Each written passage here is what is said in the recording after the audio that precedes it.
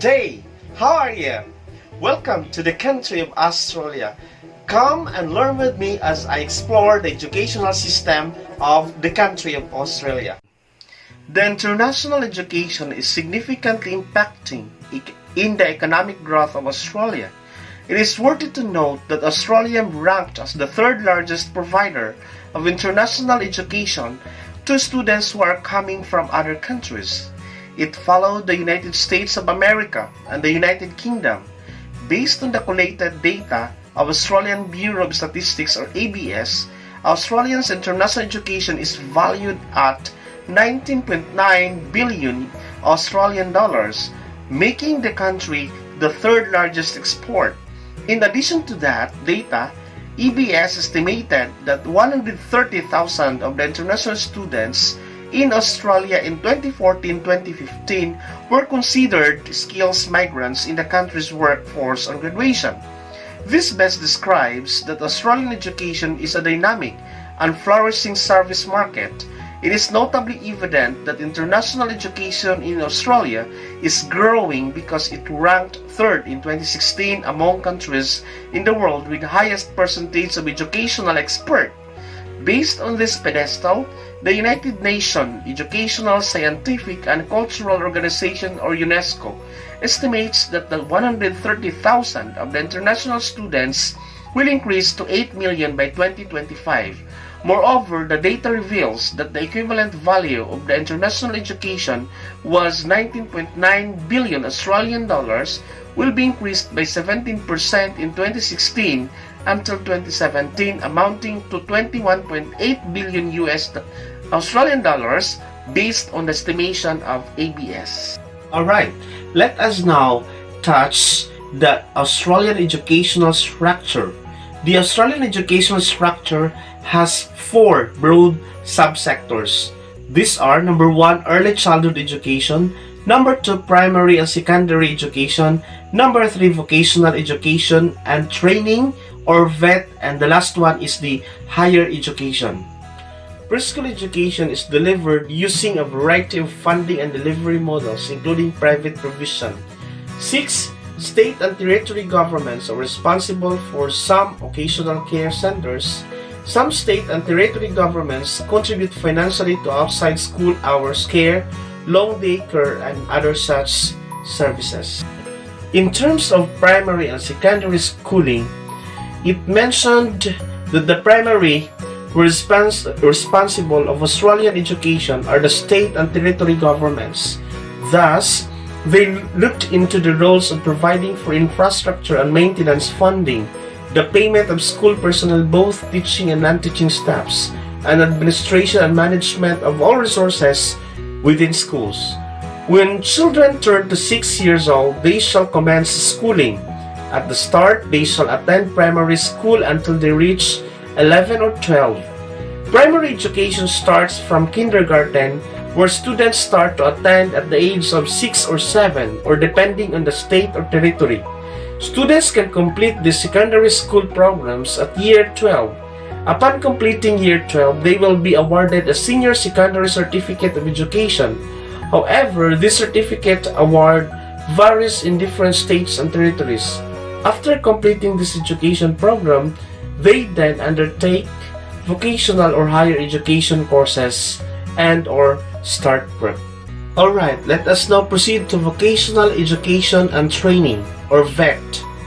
If you remember, the Council of Australian Government or the COAG is supported by two councils related to education, one of which is the Council of Industry and Skills.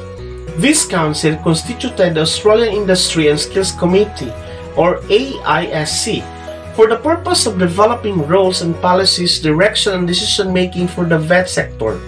The AISC composes of industry leaders and derives advices from Industry Reference Committee or IRCs, the experienced industry organizations. The IRCs are backed up by Skills Service Organizations or the SSO. The latter undertake review and development of training product works on behalf of AISC. The AISC ensures that the training packages are conforming with the quality standards and highly responsive to industry's existing and future skills needed. In Australia, the state and territory ministers have regulated qualification in the Australian education and training system based on the agreed policy of Commonwealth Constitution by means of the Australian Qualification Framework or AFQ. This framework has 10 levels of qualifications. We are now in the last subsector of Australian education sector, which is higher education. Intensive study over a number of years is required in the higher education to obtain a recognized high-level qualification in Australia. There are 43 registered universities in Australia. Higher Education Support Act 2003 of Australia mandates its government to provide public funding to the higher education sector. Statistically, in 2015, there were 1,410,133 domestic and international students who were enrolled in higher education in Australia. International students of the given statistics were approximately 25%. The Tertiary Education Quality Standards Agency, or the TEQSA, regulates for the higher education sector. However, all public universities in Australia are established under the state and territory regulation. Going back to TEQSA or TEQSA, it is responsible of assessing the performance of the higher education framework. Additionally, it is responsible for the registration and re-registration of schools and accreditation and re-accreditation of courses or programs. Amazingly, the landscape of Australian education in the tertiary education shows larger proportion of international students. It hosted 8% of the world's overseas students. The Commonwealth Register of Institutions and Courses for Overseas Students, or the CRECOS, provides opportunities to international students to receive a visa study in Australia. As previously noted, 25% of students in higher education in Australia are coming from outside countries. Notably, most of these international students are from Asia region. This time, let us compare the education in Australia with other countries. Now, the Program for International Student Assessment, or the PISA, results 2015 show that Australia is above the OECD average for every category, and 2015 performance in science was better than results attained in 2012.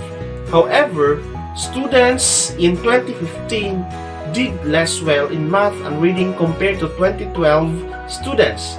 It resulted to the declining of Australian education and training system. Australian ranked in math from 19th to 22nd and from 14th to 15th in reading. Summing up, Australia is slipping further behind internationally in schools, students, math and reading skills. The results show that the decline is stronger for boys than girls, and the performance is significantly different between states and territories. The results have leveraged Australian political attention domestically and internationally. The results brought challenges to Australian leaders in terms of heightened debate about the best solution to improve their education and training system. Finally, I would like to share to you my personal perceptions about Philippine education and versus Australian education. Basic education in the Philippines compared to Australia is very similar. What differs the most is the public funding of government Australian schools. Most of Australian schools are private compared to most of schools in the Philippines. However, in tertiary education, 90% of the students in Australia are in public universities. Upon reaching to the higher education, students in Australia, regardless of their parents' income, are eligible to loan system known as Higher Education Contribution Scheme, or HECS.